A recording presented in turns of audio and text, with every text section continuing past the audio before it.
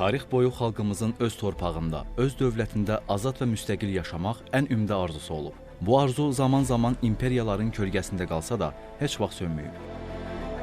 Azərbaycan xalqı azadlıq ideyasını nəinki qoruyub saxlayıb, hətta onu gerçəkliyə çevirmək üçün dəfələrlə ayağa qalxıb. Suverenlik bizim üçün təkcə siyasi status deyil, milli yaddaşın, tarixi ədalətin və iradənin təntənəsidir. 1918-ci ilin 28 mayında yaradılan Azərbaycan Xalq Cumhuriyyəti bu ideyanın ilk gerçək təcəssümü idi. İlk parlamentli respublika, ilk dünyəvi konstitusiya layihəsi, istiqlal bəyannaməsi, vətəndaş azadlıqları, qadınlara səs vermə hüququ, bütün bunlar suveren dövlət qurmaq yolunda cəsarətli addımlar idi. Lakin bu müstəqillik cəmi 23 ay sürdü. 1920-ci ilin aprelində Azərbaycanın suverenliyi süngü gücünə əlindən alındı, dövlətçiliyimiz Sovet totalitar rejiminin təsir altına keçdi. Ancaq xalq bu tarixi unutmadı. Müstəqil dövlət qurmaq ideyası nə repressiyalar, nə sürgünlər, nə də senzura ilə yoxa çıxmadı. 1991-ci ilin 30 avqustunda Azərbaycan Ali Soveti ölkənin dövlət müstəqilliyini bərpa etdiyini elan etdi. 18 oktyabrda isə bu siyasi qərar Azərbaycan Respublikasının dövlət müstəqilliyi haqqında Konstitusiya aktı ilə rəsmiləşdi. Lakin müstəqilliyin elan olunması, onun qorunması və möhkəmləndirilməsi demək deyildi. 1990-cı illərin əvvəllərində ölkədə hökm sürən xaos, idarə olunmazlıq və separatçılıq təhlükəsi gənc müstəqilliyi ciddi sınaq qarşısında qoydu.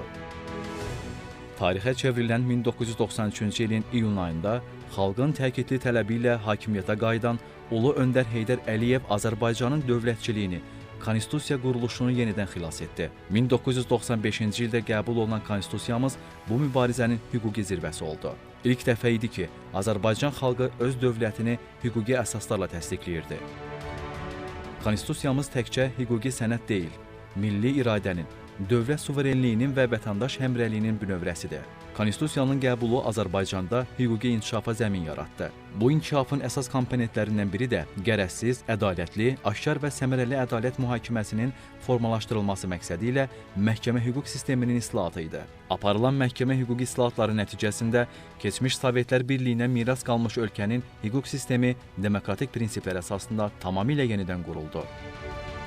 Biz Azərbaycanın məhkəmə sistemini tamamilə müasir səviyyəyə qaldırdıq və demokratik prinsiplər əsasında yaratdıq. Bütün hakimlər test usulü ilə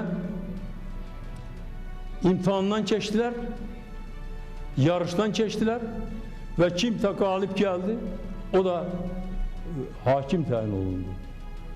Bu Azərbaycanın tarixində birinci dəfə olan şeydir.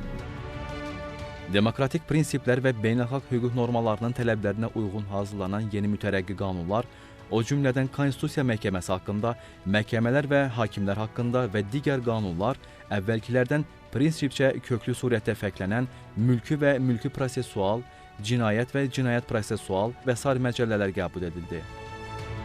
Qeyd etmək lazımdır ki, Azərbaycan Şərqdə ilk dəfə olaraq ölüm cəzasını ləğv edən ölkə kimi tarixə düşdü.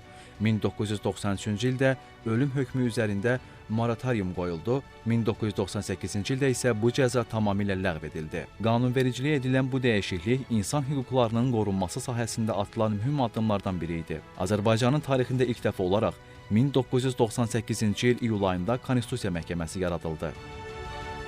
Konstitusiya insan hüquq və azadlıqlarının qorunmasını, hüquqi dövlətin əsaslarını və hakimiyyət bölgüsünü təsbit etməklə müasir Azərbaycanın inkişaf xəritəsini müəyyən etdi. Bu sənəd Azərbaycan xalqının azad yaşamaq iradəsinin qanuniləşən formasıdır. Hər maddəsində bir dövlət fəlsəfəsi, hər bəndində xalqın taleyi yaşayır. Qanunun aliliyinin təmin edilməsi, ədalət mühakiməsinin həyata keçirilməsi zamanı insan hüquq və azadlıqlarının müdafiəsinin genişləndirilməsi məqsədi ilə 2000-ci ilin sentyabr ayında Azərbaycanda 3 pilləli yeni məhkəmə sistemi yaradılaraq fəaliyyətə başladı. Ulu Öndərin başladığı hüquqi islahatlar Azərbaycan Respublikasının prezidenti cənab İlham Əliyevin rəhbərliyi ilə ən geniş formada vüsət aldı. Bu, özünü məhkəmə və hüquq sisteminin fəaliyyətinin müasir tendensiyalara uyğunlaşdırılmasında bariz şəkildə göstərdi. Ötən müddətdə ölkədə aparılan hüquq islahatları Naxçıvandan da yan keçməyib. Naxçıvan Muxtar Respublikasında hüquq institutlarının inkişafı haqqında Azərbaycan Respublikası Prezidentinin 2 noyabr 2006-cı il tarixli fərmanı ilə Naxçıvan Muxtar Respublikasında yerləşən məhkəmələrin fəaliyyəti müasir tələblər səviyyəsində təşkil olunub. 2019-cu il 3 aprel tarixdə imzalanan məhkəmə hüquq sistemində islahatların dərinləşdirilməsi haqqında fərman bu sahədə həyata keçirilən məhkəmə hüquq islahatlarının önəmli halqalarından birini təşkil edir. Fərmanın əsas məqsədi müasir dövrün tələblərinə cavab verən, cəmiyyətdə yüksək nüfuza malik ədalət mühakiməsinin formalaşdırılması prosesini sürətləndirməklə onun keyfiyyətini və səmərəliliyini yüksəltmək, bütövlükdə məhkəmə hakimiyyətinə ictimai etimadı, əlçatanlığı və fəaliyyətində şəffaflığı artırmaq olub. Bütün bu islahatların davamı kimi ədalət mühakiməsinin həyata keçirilməsi zamanı şəffaflığın, insan və vətəndaşların hüquq və azadlıqlarının səmərəli müdafiəsinin təmin edilməsi, müasir informasiya texnologiyalarının tətbiqi prosesinin sürətləndirilməsi məqsədi ilə elektron məhkəmə informasiya sistemi yaradıldı. Məhkəmələrdə işlərə kağızsız, elektron qaydada baxılması üçün hüquqi əsas formalaşdırıldı. Mediasiya haqqında qanunun qəbul edilməsi ilə mübahisələrin məhkəməyə qədər həllinə zəmin yaradan mediator institutu formalaşdırıldı ki, bu da məhkəmə sisteminin iş yükünün azaldılması, məhkəmələrə əlçatanlığın artırılması ilə yanaşı, konfliktlər zamanı hüquqların müdafiəsində vasitə seçiminə, yəni dövlət müdafiə vasitələrindən və ya daha adekvat həll yolunda istifadəyə şərait yaratdı. Məhkəmə hüquq sistemində aparılmış köklü islahatlar öz bəhrəsini verir.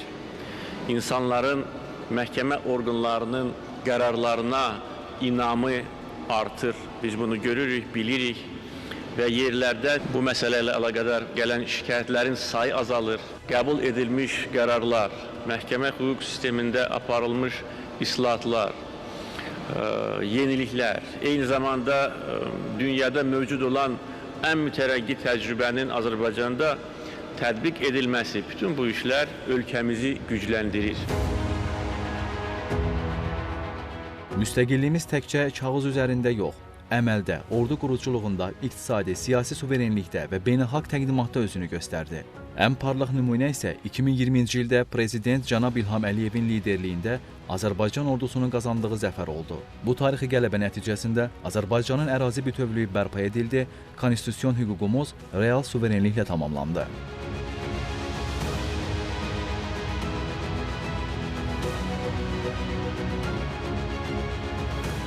Prezident İlham Əliyevin rəhbərliyi ilə 2025-ci ilin Konstitusiya və Suverenlik ili elan olunması sadəcə simvolik bir qərar deyil. Bu, tarixi irsə hörmət, hüquqi dövlət quruculuğuna sədaqət və milli suverenliyimizin daha da gücləndirilməsi üçün strateji çağırışdır. Bugünkü Azərbaycan güclü dövlət, müstəqil siyasi iradə və qanunun aliliyi üzərində qurulan bir modeldir.